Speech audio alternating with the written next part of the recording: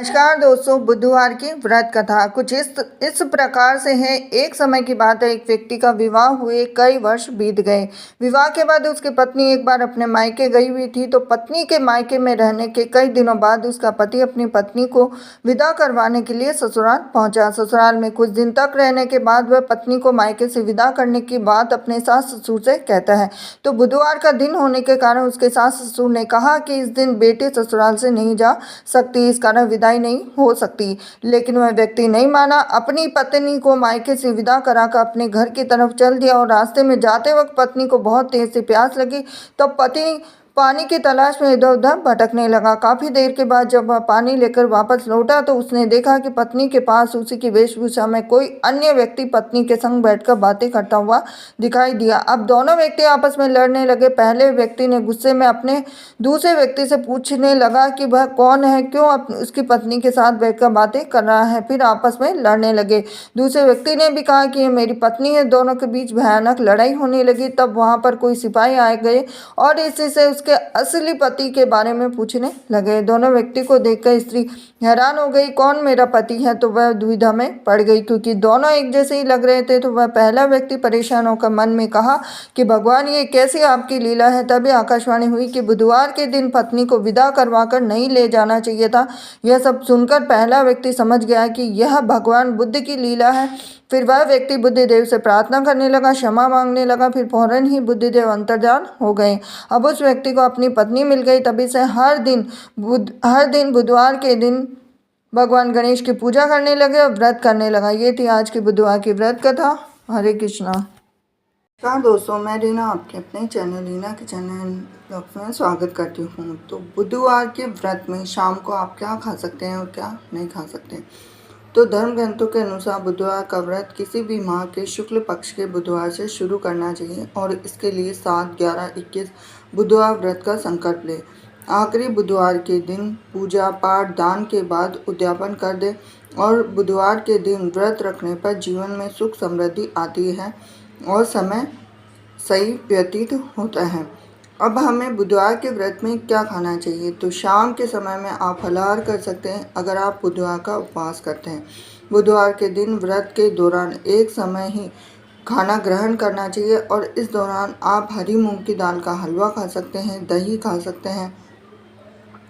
इसके साथ ही काफ़ी लोग जो बुधवार के व्रत के दौरान लोग बुद्ध की पूजा भी करते हैं और बुद्ध को हरा रंग पसंद है, इसीलिए लोग बुद्ध को हरे मूंग की दाल, अंगूर, हरी सब्जियां, हरा कपड़ा, साथ ही पके हुए चावल, दही, गुड़ और मिठाई भी चढ़ाते हैं। तो इसका मतलब ये है कि बुधवार के व्रत में आपको ये सब चीज़ें आप व्रत के दिन चढ़ा सकते हैं। और ये थी खास जानकारी आपके लिए। बुधवार के व्रत में जैसे हरी चीज़ सबसे ज़्यादा खाई जाती है। तो जानकारी अगर आपको पसंद आई हो तो वीडियो को लाइक करें, चैनल पर नए जुड़े हैं चैनल को सब्सक्राइब करें, बेल आइकन प्रेस करें और बुधवार के व्रत में नमक का सेवन बिल्कुल भी नहीं करना चाहिए। हरे कृष्णा। नमस्कार दोस्तों, मैं रीना आपके अपने channel Reena kitchen recipe and vlogs में स्वागत करती हूँ। तो आज हम बात करेंगे कि महिलाओं को बुधवार के दिन बाल धोने चाहिए या नहीं धोने चाहिए। तो बुधवार के दिन कुंवारी कन्याओं को बाल नहीं धोने चाहिए। ऐसा माना जाता है कि इस दिन अविवाहित लड़कियों और कन्याओं के बाल धोने से उनके जीवन में कष्ट आते हैं। और जो सुहागिन महिलाओं को मंगलवार, गुरुवार और शनिवार के दिन बाल धोने पर मनाही होती है। लेकिन ख़ास तौर पे मैं आपको एक चीज़ बता देती हूँ कि सुहागिन महिलाओं में जिन महिलाओं के एक बेटा होता है या एक पुत्र होता है, उन महिलाओं को बिल्कुल भी बाल नहीं धोने चाहिए। तो ऐसा माना जाता है कि बुधवार के दिन जो सुहागिन महिलाएं हैं उनको बाल धोने से धन और सम्मान में वृद्धि होती है, साथ ही व्यापार में भी वृद्धि होती है। लेकिन गुरुवार के दिन बिल्कुल बाल नहीं धोने चाहिए। और बुधवार के दिन अगर आपके बाल धोते वक्त टूटकर नाली में जाते हैं तो इससे लक्ष्मी की हानि होती है। ऐसा भी कहा जाता है कि बुधवार के दिन आपको कपड़े भी नहीं वॉश करने चाहिए, क्योंकि यदि आपके कपड़ों पर आपके बाल लगे हैं तो उनका भी पानी में भीगना पड़ जाता है। ऐसा करने से आपके ऊपर आर्थिक जो संकट है वो हंडा सकता है।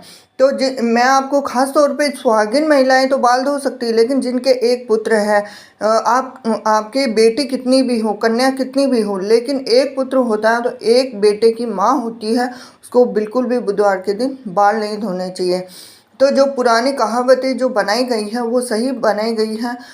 आजकल तो सभी महिलाएं किसी दिन भी बाल धो लेती है, गुरुवार के दिन हो, चाहे अमावस्या हो, चाहे पूर्णिमा हो, लेकिन जो जो पुराने ज़मानों के जो वेद विज्ञान ने जो नियम बना रखे हैं उन नियमों का पालन हमें ज़रूर करना चाहिए। तो ये थी खास जानकारी आपके लिए। वीडियो अगर आपको थोड़ा सा भी रोचक लगा हो तो वीडियो को लाइक करें, चैनल को सब्सक्राइब करें, बेल आइकन प्रेस करें। हरे कृष्णा।